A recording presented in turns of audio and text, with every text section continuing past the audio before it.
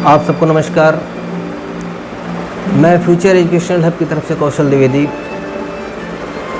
जैसा कि हम लोगों ने अपने भारतीय संगीत के विद्वानों के लिए एक सीरीज स्टार्ट किया है उनके जीवन परिचय का, उसी कड़ी का दूसरा दिन है। पहले दिन हम लोगों ने विष्णु नारायण भारतखंडे जी के बारे में बहुत कुछ जाना और आज हम चर्चा करेंगे विष्णु दिगंबर पुलस्कर जी के बारे में। 19वीं शताब्दी में विष्णु नारायण भारतखंडे और विष्णु दिगंबर पुलस्कर जी, ये दो वरदान थे जो कि हमारे हिंदुस्तानी शास्त्रीय संगीत को मिले और जिनकी वजह से अभ्यर्थियों को म्यूज़िक को जानने के लिए एक नया मार्गदर्शन मिला। जैसा कि उनकी जीवनी को अगर हम पढ़ते हैं, जानते हैं, तो हमको पता चलता है कि विष्णु दिगंबर पुलस्कर जी का जन्म 18 अगस्त सन 1872 को कुरुंदवाड़ा, एक रियासत थी अपने टाइम की, उस कुरुंदवाड़ा रियासत के बेलगांव नामक स्थान पर उनका जन्म हुआ था। महाराष्ट्र में पड़ता है ये।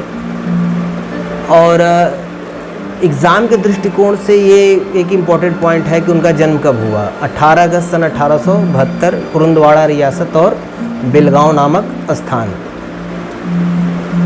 इनके पिताजी का नाम दिगंबर गोपाल था और माताजी का नाम गंगा देवी। एक मध्यम वर्गीय परिवार से थे, न बहुत ही पारिवारिक स्थिति इनकी बुरी थी, न बहुत ही अच्छी थी, मध्यम वर्गीय परिवार था।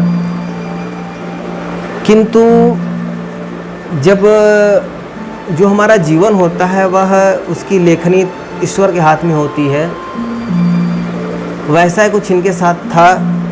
बचपन में ही पढ़ने को मिलता है कि दीपावली के दिन आतिशबाजी के चपेट में आने की वजह से इनकी आंखों की रोशनी हमेशा के लिए चली गई और जब इनकी आंखों की रोशनी चली गई तो उस स्थिति में इनके जो पिताजी थे वो इनके भविष्य को लेकर के बहुत ही ज़्यादा चिंतित रहने लगे।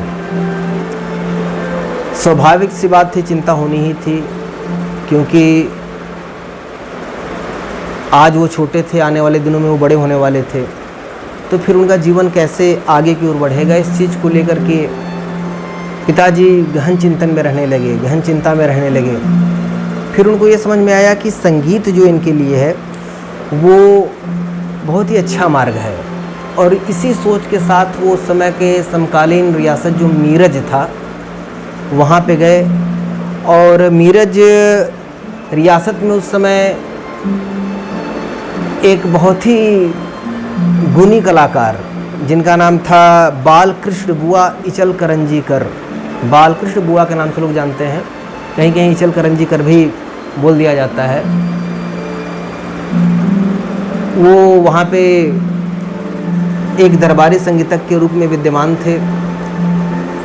इनके पिताजी इनको लेकर के जाते हैं और जब वहाँ के जो राजा रहते हैं उनसे जब इनकी मुलाकात होती है और जब वो इनकी स्थिति के बारे में, परिस्थिति के बारे में जानते हैं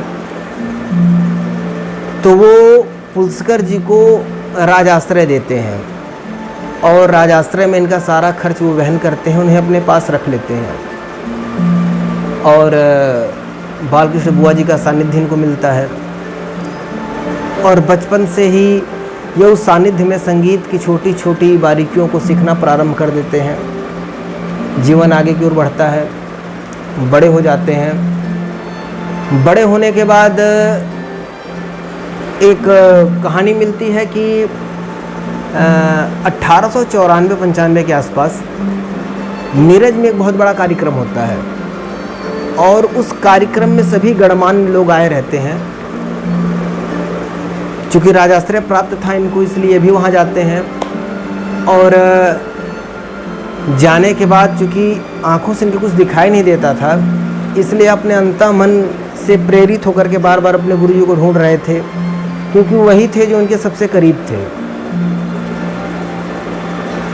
गुरुजी से मुलाकात इनकी नहीं हो पा रही थी, तो वहाँ पे उपस्थित लोगों से ये अपने गुरुजी के बारे में पूछे तो किसी ने बताया कि ये सम्मानित लोगों का प्रोग्राम है और यहाँ गवैयों का कोई स्थान नहीं। आपके ऊपर महाराज की कृपा दृष्टि है इसलिए आपको अवसर मिला हुआ है, आप यहाँ उपस्थित हैं। ये बात इनको बहुत कष्ट दी। इनको इस बात का कष्ट था कि जो मेरा आदर्श है, जो मेरा गुरु है, जिसका मैं इतना सम्मान करता हूँ, उसके बारे में ऐसी बातें कही जा रही हैं। उसकी सामाजिक स्थिति इतनी नीचे कैसे हो सकती है कि उसे सम्मानित लोगों के समाज में बुलाने में लोग शर्म महसूस करें। और ये अपने मन ही मन यह बात ठान लेते हैं कि मुझे किसी भी कीमत पर समाज में संगीतज्ञों की स्थिति को मजबूत करना है। और इस प्रण के साथ वह अपने जीवन की अगली यात्रा प्रारंभ करते हैं। 1896 का समय आता है और 1896 के समय में वो देशाटन पर निकल जाते हैं, मिरज राज्य की सारी सुख सुविधाओं को छोड़ करके। जब वो देशाटन पे निकलते हैं तो देशाटन पे निकलने के बाद वहाँ से सबसे पहले वो सितारा, एक रियासत थी सितारा में जाते हैं। चूँकि गुरु की कृपा इनके ऊपर थी और बाह्य संसार से इनको कुछ मतलब था नहीं। अब आंखें न होने के कारण जब कुछ दृष्टिगोचर ही हमको नहीं है, कुछ हम देख ही नहीं रहे हैं, तो बाहरी संसार से वह लगाव नहीं हो पाता जितना हमें आपको है। संगीत को बहुत बारीकी से इन्होंने सीखा हुआ था, गुरु की कृपा इनके ऊपर थी, माँ सरस्वती इनके कंठ में विराजमान थी। सितारा जाते हैं, सितारा जाने के बाद ये वहाँ पे संगीत का एक बड़ा प्रोग्राम करते हैं। इनके प्रोग्राम से लोग बहुत प्रभावित होते हैं और बहुत प्रभावित होने के बाद सितारा के जो महाराज रहते हैं वो उनको पुरस्कृत भी करते हैं, धन भी देते हैं। इनको धन प्राप्ति होती है। धन प्राप्ति के बाद इनके मन में विचार आता है कि अब मुझे संगीतज्ञों के लिए कुछ करना है, और उनको एक मार्ग मिल जाता है। और एक प्रदर्शन करने के बाद, इस प्रकार का एप्रिसिएशन मिलने के बाद इनका कॉन्फिडेंस बिल्डअप होता है और यह अपने इस यात्रा को प्रारंभ कर देते हैं, जिस यात्रा के अंतर्गत ये अलग अलग राज्यों में जाते हैं, अलग अलग रियासतों में जाते हैं, अलग अलग रियासतों में जाकर के अपनी कला का प्रदर्शन करते हैं। और उस प्रदर्शन के बिहाफ पे इनके पास जो कुछ धनराशि इकट्ठा होती है, उस धनराशि को ये एक विद्यालय के निर्माण में लगाते हैं। और इस प्रकार ये लाहौर में, उस समय जो लाहौर था वो हिंदुस्तान का हिस्सा था, लाहौर में 5 मई सन 1901, ये बहुत इंपॉर्टेंट पॉइंट है, इसको आप लोग लिख लीजिएगा आप लोग, कि 5 मई सन 1901 को लाहौर में इन्होंने सर्वप्रथम गंधर्व महाविद्यालय की स्थापना की। ये पहला विद्यालय था संगीत का, जो कि विष्णु दिगंबर पुष्कर जी के माध्यम से खुला हुआ था। और वहाँ विद्यालय खोलने के बाद ये लग जाते हैं। काफ़ी दिनों तक कोई इनके पास नहीं आता है, एडवर्टाइज का कोई माध्यम नहीं था कि किसी व्हाट्सएप पे, किसी फेसबुक पे, किसी इंस्टा पे आपने ऐड कर दिया कि नहीं मैंने एक इंस्टीट्यूशन खोला हुआ है, जो जिज्ञासु लोग हैं वो आएँ, ऐसी कोई व्यवस्था नहीं थी। एक लंबा समय गुजरता है, कोई नहीं आता है, किंतु ये हतोत्साहित नहीं होते हैं, बल्कि इतने पंक्चुअल रहते हैं अपने टाइम के कि जब इनके विद्यालय खोलने का समय होता है उस समय ये स्वयं अपना तानपुरा लेकर के बैठ जाते हैं और स्वयं का रियाज करते हैं, स्वयं रियाज में लीन हो जाते हैं। धीरे धीरे लोगों को पता चलता है, लोग जानते हैं इस बात को, और धीरे धीरे लोगों का जुड़ाव प्रारंभ हो जाता है। बाद में जब लोग आने लगते हैं तो आने के साथ विद्यालय चल पड़ता है, चलने लगता है। समय धीरे धीरे आगे की ओर बढ़ता है और फिर समय आता है सन 1908 का। 1908 में दिगंबर जी मुंबई चले आते हैं और मुंबई आने के बाद वो गंधर्व महाविद्यालय की दूसरी शाखा खोलते हैं। और मुंबई में लाहौर की अपेक्षा इनको ज़्यादा सफलता मिलती है, स्टूडेंट्स ज़्यादा मिलते हैं, लोगों का अप्रिसिएशन ज़्यादा मिलता है और ये उस विद्यालय को लेकर के काफ़ी सीरियस रहते हैं।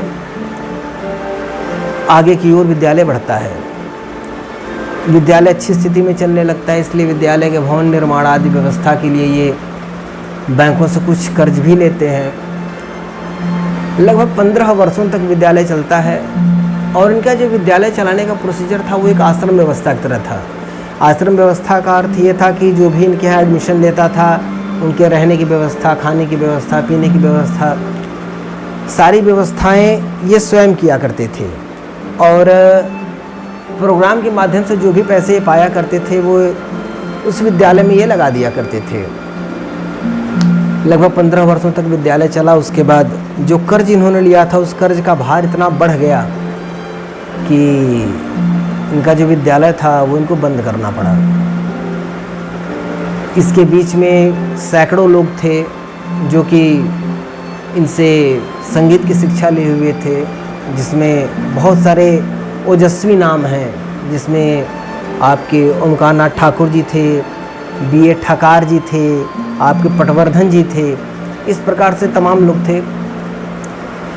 इसी टाइम पीरियड में इन्होंने बहुत सारी किताबों की रचना भी की, क्योंकि इनका उद्देश्य बस ये था कि मुझे समाज में संगीत को इस स्थिति तक लेकर के जाना है कि जो व्यक्ति संगीत से जुड़ा हो उसको एक विशेष सम्मान मिले। और वो ये जानते थे कि ये तभी संभव है जब संगीत को व्यक्ति श्रृंगारात्मकता से हटा करके यथार्थ पे लेकर के आए, क्योंकि वह जानते थे कि संगीत के जो स्वर हैं वह प्राकृतिक हैं और यह जो मनुष्य शरीर है यह भी प्राकृतिक है और प्रकृति का स्वयं में बहुत गहरा जुड़ाव है। और जब हम सत्यता के साथ, आत्मा के साथ, स्वरों के साथ जुड़ाव करेंगे तो सुनाने वाला भी और सुनने वाला भी अंदर तक प्रभावित होगा। और ये तब होगा जब आपके अंदर ईमानदारी होगी, जब आप प्योर होंगे। इसलिए श्रृंगारात्मकता के जो शब्द थे उनको भी बंदिशों से हटाए और वहाँ पे भजन के और अच्छे जो शब्द थे उन शब्दों को जोड़ा इन्होंने। इस प्रकार से अपनी बंदिशों को इन्होंने तैयार किया। इन्होंने बाल संगीत, राग प्रवेश, संगीत शिक्षा, महिला संगीत शिक्षा, इस प्रकार से तमाम पुस्तकों का विमोचन भी किया, तमाम पुस्तकों की रचना भी इन्होंने की। और जब ये विद्यालय चला रहे थे मुंबई में, उस समय इन्होंने संगीतामृत प्रवाह के नाम से एक मासिक पत्रिका भी संगीत का प्रकाशित किया, ताकि लोग अखबारों के माध्यम से, पेपर के माध्यम से इसके विषय में जान सकें, संगीत के इम्पोर्टेंस को समझ सकें और उसको कैसे सीखें, उसकी क्या खूबियां हैं, उन चीज़ों के बताते रहे उस पत्रिका के माध्यम से। जब इनका मोह भंग होता है विद्यालय से, या फिर जब कर्ज की रकम न अदा करने के बाद बैंक विद्यालय को हैंडओवर कर लेता है, कैप्चर कर लेता है, तो उनको बड़ा आघात पहुंचता है और ये समाज से कटने लगते हैं, कट जाते हैं और स्वयं को राम नाम के साथ जोड़ लेते हैं। वलकर वस्त्र धारण करना और नासिक में जाकर के राम नाम आश्रम की स्थापना करना और वहाँ पे बिल्कुल दुनिया से अलग होकर के स्वयं में अंतः सुखाय जो स्थिति कही जाती है, उस अंतः सुखाय के भाव में आ जाना। इस प्रकार आगे बढ़ने लगता है इनका जीवन। इनके जीवन में तमाम उतार चढ़ाव रहे।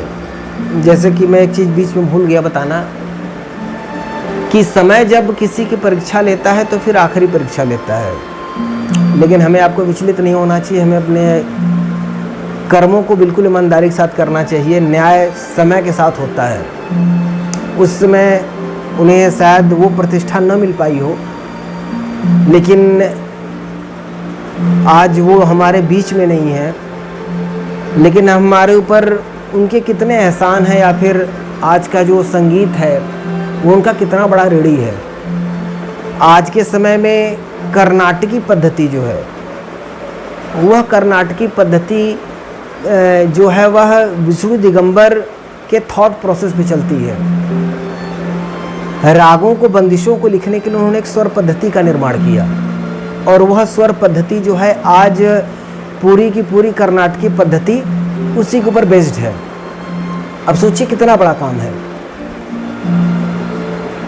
जो व्यक्ति दुनिया नहीं देखा किंतु अपना काम ईमानदारी के साथ किया, आज हर व्यक्ति उसके बारे में जानना चाहता है, जानता है, पढ़ता है, बताता है। परीक्षा के दृष्टिकोण से कह लीजिए या फिर मोटिवेशन के दृष्टिकोण से कह लीजिए, वो कितना बड़ा मोटिवेशन के जीवन में है। बचपन में आंखें चली गईं, बड़े हुए, वयस्क हुए, एक काम को पूरी शिद्दत के साथ इन्होंने किया, वो भी निस्वार्थ भाव से किया। उसके बाद भी बैंक का कर्ज न दे पाने की वजह से वो चीज़ें उनके हाथ से निकल गईं। इसी टाइम पीरियड में जब उन्होंने गृहस्थ जीवन प्रारंभ किया तो उनके 12 बच्चे थे और 12 में से 11 लोगों की मृत्यु हो गई। एक पिता के दृष्टिकोण से यह कितना बड़ा कष्ट है, जो पिता होंगे वो समझ सकते हैं। कल्पना मात्र करने से रोंगटे खड़े हो जाते हैं। और उसके बाद भी संगीत की सेवा करते रहे। समय आगे बढ़ता गया। आगे बढ़ते बढ़ते स्थिति ये आई कि इनको 1930 का जो टाइम पीरियड था, उस पीरियड में इनको लकवा मार गया। और लकवा से ग्रसित होने के बाद कुछ दिनों तक ये और चले। अब इतनी व्यवस्था नहीं थी कि उतना उपचार हो सके। और इन द लास्ट 21 अगस्त सन 1931 को इनका स्वर्गवास हो गया। ये छोड़ के हमें चले गए, किंतु शरीर छोड़ के चले गए, साथ में इन्होंने जो हमारे लिए धरोहर छोड़ी वो आज भी हमारे लिए अनमोल है। और आज भी हम सभी संगीत प्रेमी इनको सत सत नमन करते हैं, प्रणाम करते हैं। इन्हीं सब बातों के साथ आज मैं अपनी बातों को विराम दूंगा और निवेदन करना चाहूँगा आप सबसे कि आप लोगों को अगर मेरी ये सीरीज पसंद आ रही हो तो प्लीज़ चैनल को सब्सक्राइब कर दीजिए आप लोग, शेयर कर दें आप लोग, ताकि अगर कुछ मेरे मित्र, कोई छोटे भाई बहन अगर तैयारी कर रहे हों तो उनको कुछ चीज़ें मिल जाएं इससे, ताकि वो एग्ज़ाम के लिए अपडेट हो सकें।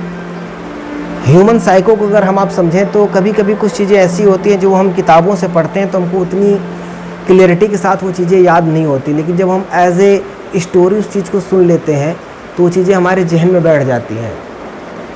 तो चाहे जिस भी प्रकार हो सके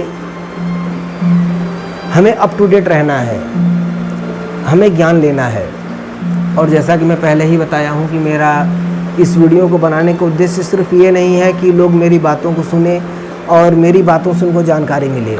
मेरा एक उद्देश्य ये भी है और यह मुख्य उद्देश्यों में से एक है कि अगर कोई गुणीजन मेरे वीडियो को देख रहा हो तो प्लीज़ हमें और भी कुछ अगर बता सकता है इनकी जीवनी के बारे में या फिर किसी की भी जीवनी के बारे में जो इस सीरीज़ में हम लेकर चलेंगे तो ज़रूर बताएं, ताकि हम नई पीढ़ी के लोग उस चीज़ को भी जान सकें जो चीज़ें हमको किताबों में न मिल पाई हों,